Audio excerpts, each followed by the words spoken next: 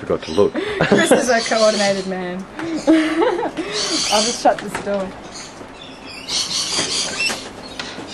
Alright. So, this is the shed in which not only the birds, but I live as well. That's my bed there. I often sleep in the lounge, actually. Sometimes there's just too much stuff. I'm just going to reverse back here. No worries. Oops.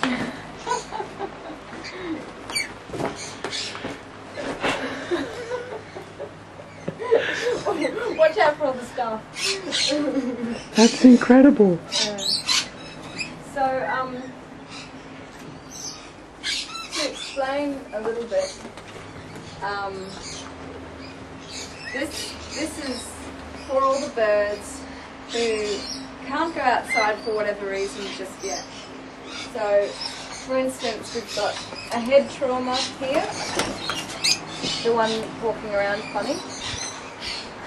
He's had a head trauma, so he's got neurological problems, and I'm just keeping him to discern whether he's ever going to recover. And obviously, if he's not, I'll euthanize him because it's not a good quality of life. But sometimes these things take months to actually get better. So, but in the meantime, he's actually serving as a friend and someone to keep him warm at night, this little baby pigeon here. And he's the youngest of all of them at the moment. Let's close that. This little guy here is the youngest one. This is the one who I was saying, I'd like to feed, I'd like to show you feeding him, which is very cute, but his crop, which is this thing here, which is full of food from his last feed, is still very full. And if I feed them too often or too much, they can get compacted crops and then get infections, which end up killing them. But that's a mother pigeon would come along with her beak like this and go woo, and go, come on, stick your beak in there, and then shake its little head around like this and throw up into its mouth, and that's how they get fed. So that's why he's quite enjoying that motion. So pigeons are great. I love them. Those guys there, they're the teenagers. So after they've graduated from this stage, they get to this where they're almost adults but not quite.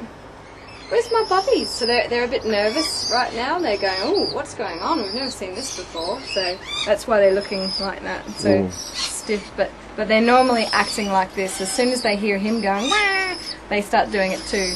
And I'm, having to say to them, look, you guys are adults now. Mummy can't feed you anymore. It's all right, Bobby. So they go outside to feed. Well.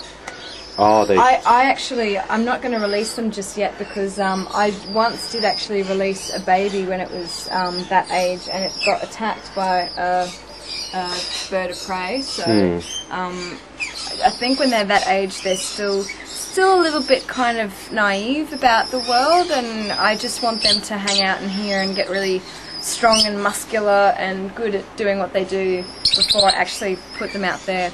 And the good thing about pigeons is that they are all homing pigeons, which means that they once they've established where their home is, which is basically wherever they've been kept for at least a couple of days, they come back every night. So whereas doves don't. So when I release them, they'll end up coming back every day.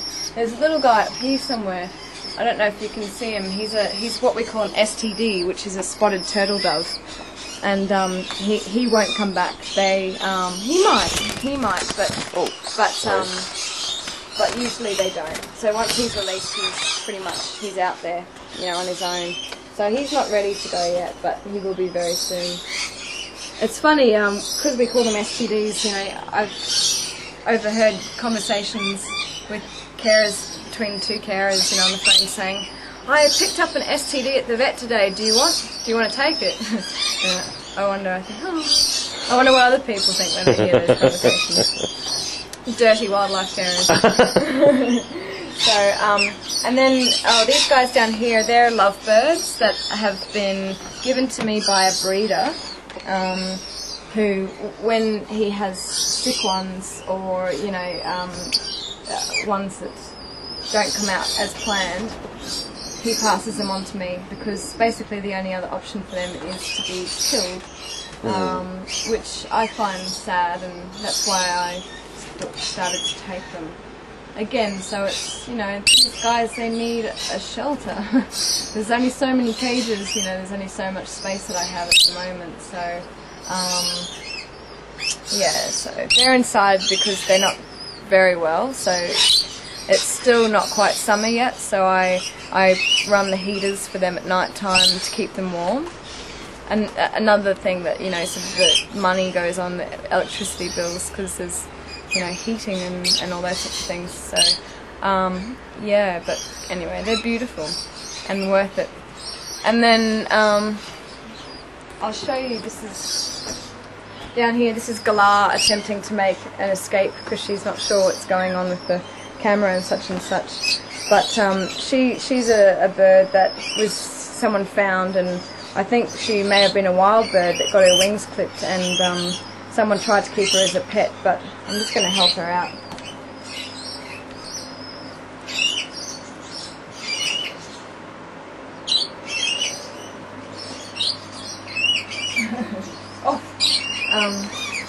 Yeah, she wasn't always that tame. When she came in, she was very scared, and I've had her for at least a year now, and it's taken her pretty much about 9 months to allow me to even go near her, let alone touch her. And she comes to me now to get lifts up to the roof when she wants to sleep at night time, and if she wants anything, she comes to me for it. So it's so good to get them to that place where they trust you and they know that you are there to help them. Is that deep sound the bush turkey? Oh no, that's a pigeon talking to her about stuff. Oh no, this is deep sound. Oh, is it like a boom? Yeah. Yeah, that's a bush turkey. I have never heard that before. It's so incredible funny sound. because someone actually came here once and said, "There's a man talking," and yeah, it was a bush turkey. So it's such a low sound. That's incredible sound. Yeah. It's a bit like a didgeridoo, actually. Yeah. See, musicians pick up on it, but it's like, I don't. I think we're running out of tape. Okay. So I'm happy to wrap it up there if you want. Okay. Yeah. And I'll just go down to the corroborator down here. It's Pidgeywidge. That's Pidgeywidge's boyfriend, and Pidgeywidge is up there on top of the cupboard.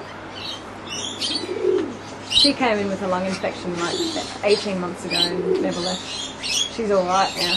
She's got this new boyfriend who protects her, like, as you can see, he's like warning Galah, don't go near my woman, or I'll do bad things to you. And what's the Galah saying? She's just going, what? What are you talking about? Jesus. Look at him. Look at how puffy and shiny.